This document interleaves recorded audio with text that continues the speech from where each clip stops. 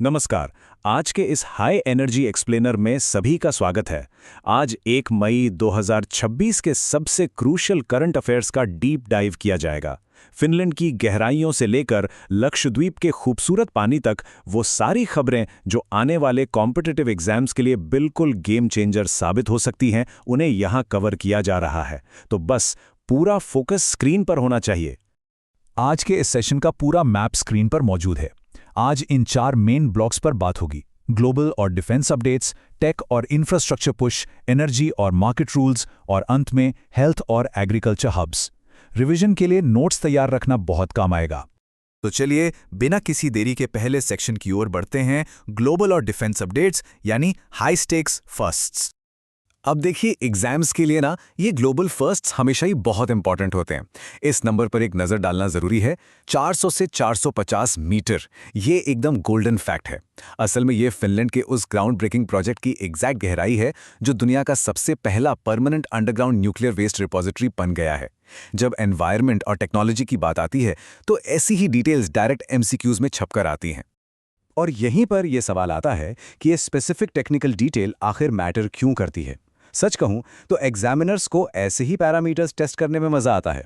Bentonite मिट्टी ये एक हाईली एब्जॉर्बेंट क्ले होती है।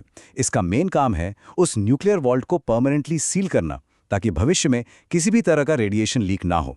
ये कॉन्सेप्ट सस्टेनेबिलिटी और न्यूक्लियर सेफ्टी दोनों एंगल से बहुत ही ज़्यादा क्रूशियल है। चलिए अब इस अपडेट को थोड़ा ब्रेक डाउन करते हैं। इन गोल्डन फैक्ट्स को नोट्स में ज़रूर शामिल कर लेना चाहिए।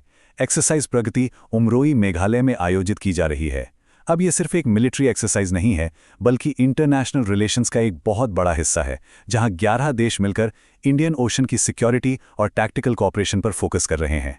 एक स्पेसिफिक लोकल लोकेशन कैसे इतने बड़े इंटरनेशनल गोल से जुड़ती है, ये इस अपडेट से एकदम क्लियर हो जाता है। आइए अब दूसरे ब्लॉक पर चलते हैं, टेक और इंफ्रास्ट्रक्चर पुश यानी रणनीतिक क्षमताओं का निर्माण। देश की बढ़ती हुई सेल्फ रिलायंस को देखते हुए इस अपडेट का सबसे दिलचस्प हिस्सा ये सैल्वो लॉन्च का कॉन्सेप्ट है। सैल्वो लॉन्च का मतलब है एक साथ या फिर लगातार तेजी से कई मिसाइल्स फायर करना। हाल ही में डीआरडीओ और इंडियन नेवी ने ओडिशा कोस्ट से एक साथ 2 NASAM SR मिसाइल्स का सफल ट्रायल किया है। यह दिखाता है कि हमारी नेवल कॉम्बैट रेडीनेस कितनी तेजी से एडवांस हो रही है। डिफेंस टेक के लिए यह एक बहुत ही शार्प और डायरेक्ट फैक्ट है। अब जरा इस डेवलपमेंट पर नजर डालते हैं। लक्षद्वीप में स्काई हॉप एविएशन ने भारत की पहली कमर्शियल सी प्लेन सर्विस शुरू की है, जो सीधे पानी से टेक ऑफ करेगी। ये सिर्फ कोई एविएशन की न्यूज़ नहीं है, बल्कि इसे आइलैंड इंफ्रास्ट्रक्चर डेवलपमेंट और स्ट्रैटेजिक कनेक्टिविटी के ओवरआर्चिंग नैरेटिव से जोड़कर देखना चाहिए। लक्षद्वीप जैसी क्रिटिकल लोकेशन पर ऐसी सर्विस का आना ज्योग्राफी और करंट अफेयर्स दोनों के लिए एक बहुत ही हॉट टॉपिक बन जाता है। यहाँ सोचने वाली बात यह है कि आखिर ऐसी कौन सी यूनिक जियोग्राफिकल चुनौतियां हैं जो आइलैंड्स के डेवलपमेंट के लिए सी प्लेन्स को इतना क्रिटिकल बना देती हैं। इस खबर को सीधे ज्योग्राफी के सिलेबस से लिंक करना चाहिए। देखिए, आइलैंड्स पर कन्वेंशनल एयरपोर्ट्स बनाना मुश्किल भी होता है और इकोलॉजिकली डैमेजिंग भी। इसीलिए ये वाटर बेस्ड टेक ऑफ्स पूरी तरह से गेम चेंजर साबित होते हैं।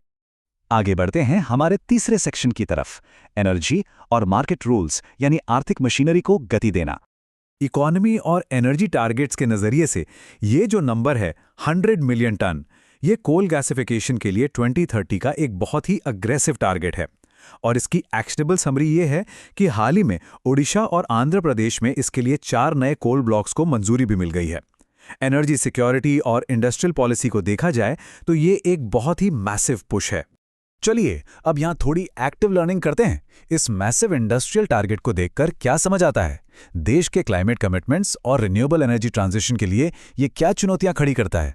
क्योंकि एक तरफ तो हम नेट जीरो की बात कर रहे हैं और दूसरी तरफ कोल गैसिफिकेशन का इतना बड़ा विस्तार हो रहा है।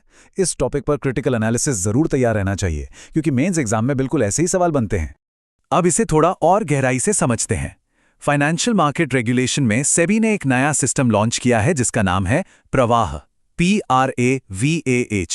इसकी फुल फॉर्म बहुत इंपॉर्टेंट है, past risk return verification agency. इसका प्राइमरी पर्पस क्या है? Investor protection. इन्वेस्टमेंट एडवाइजर्स के पिछले रिकॉर्ड्स और उनकी परफॉर्मेंस की बहुत ही स्ट्रिक्ट वेरिफिकेशन करना इसका मेन गोल है। प्रीलिम्स के लिए इस एक्रोनिम को याद रखना बहुत ही फायदेमंद होगा। और अब हम पहुंच गए हैं अपने आखिरी सेक्शन पर, हेल्थ और एग्रीकल्चर हब्स यानी विकास को जमीनी स्तर पर लाना। नेशनल इकॉनमी से थोड़ा आगे बढ़कर अगर जमीनी स्तर के विकास की बात की जाए तो ये टेबल बहुत ही शानदार तरीके से दिखाती है कि अलग-अलग सेक्टर्स में कैसा डेवलपमेंट हो रहा है। फुल प्रूफ रिवीजन के लिए इसका एक मेंटल स्क्रीनशॉट ले लेना बेस्ट रहेगा। पब्लिक हेल्थ का 10वां नेशनल समिट चंडीगढ़ में हुआ, जिसका मेन फोकस इनोवेशन और इंक्लूसिविटी था।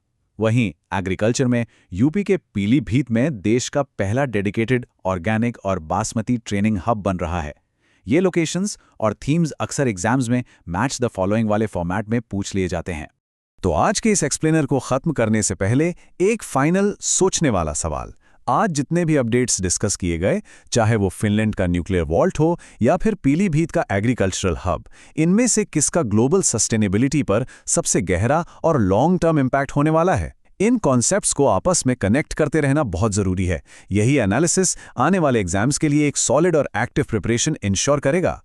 आज के एक्सप्लेनर में बस इतना ही। इन कॉन्सेप्ट्स का लगातार रिवीजन सबसे जरूरी है।